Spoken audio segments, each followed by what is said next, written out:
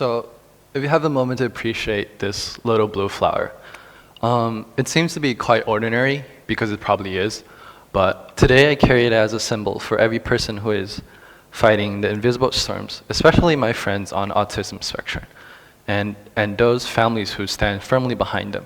At age 10, I was able to meet a boy named Leo at a community center.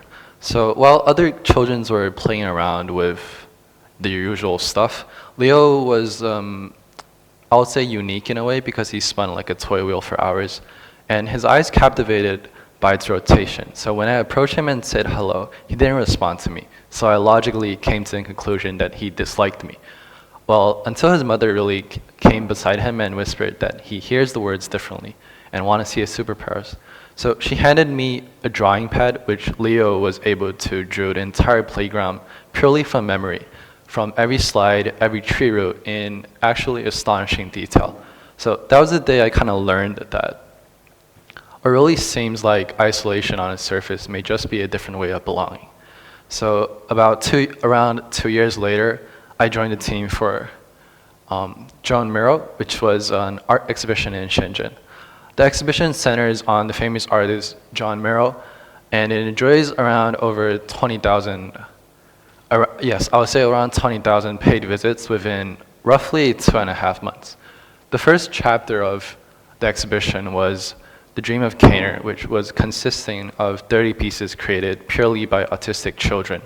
So see how the colors they were really exploding across the canvas. I was really fortunate enough to be in touch with some of these artists in the process of collecting these work for the exhibition. And I did notice that nearly all the kids, the majority of kids I encountered had a full-time babysitter, and the majority of time that babysitter tends to be their mom or dad. And I realized that when we celebrate the visible art, we really never see the invisible artists behind it, which are the families who. So if you take a look at Karina and her son, Ivan. Ivan is autistic and lacks verbal communication, so he doesn't really talk much. So to teach him about the basic minimum life skills, her mother had to become an eye contact expert. Her mom discovered that Ivan only looked at her when they were swimming together. So for years, their education center was the pool, which might be the odd thing. But the real storm isn't necessarily Ivan's autistic itself. It was more about the misunderstanding and the different perceptions we have about Ivan's autistic schedules. So when Karina had asked a grocer to let Ivan take in charge and organize the bottles, which was his favorite task, the man was responding with, he might scare away the customers. So this is sometimes the dual storm families faces, with sleepless nights teaching the very basic minimum skills. For example, her mother, who held her daughter's jaw open for months, just pronounced the very basic word ball. The stares, the whispers, and sometimes when we go out, we can hear, can't they just control that child? An activist, Steve Silberman, had once said that autism isn't a processing error, it is more about like a different operational system. Yet society still tends to treat it as like a virus who needs to be fixed. Those burdens sometimes, or most of the times, they weigh a lot heavier for family members. They unconditionally give love, and in most cases, the majority of cases, they know deep inside that this battle is going to last a while, and a while usually means a lifetime. They're all normal human beings. They have emotions and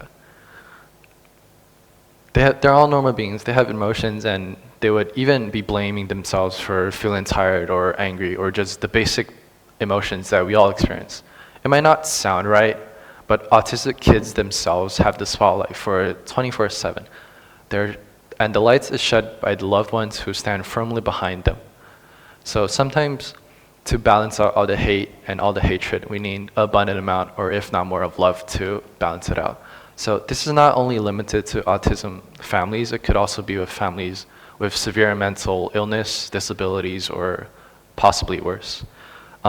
These people could be your friends, classmates, teachers, or just people you don't really care about.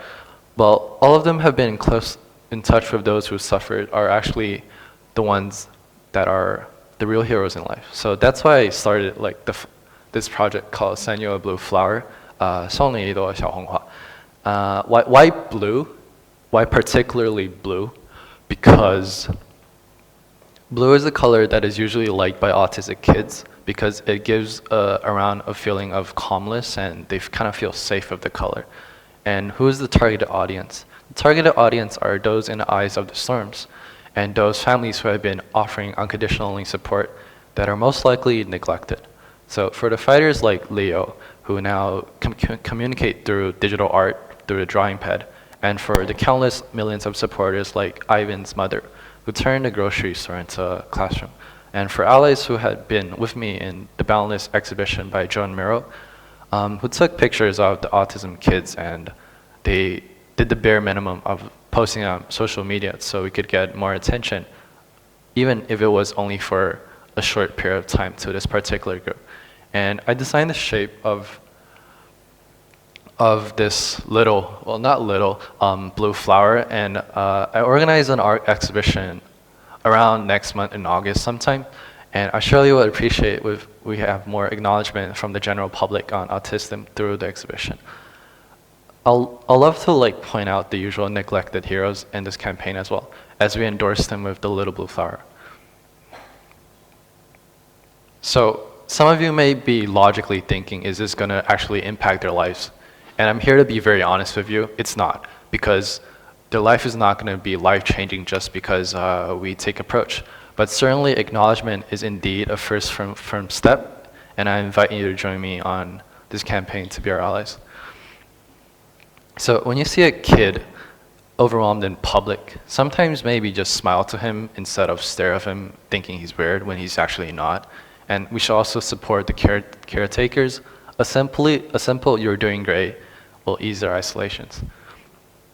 In regular lives, we could demand inclusion when we urge schools or businesses to especially adopt sensor-friendly places, and as Pacific Health Insurance has stated, the Little Blue campaign shows that rare disorders sometimes need unrare love to balance out the hate.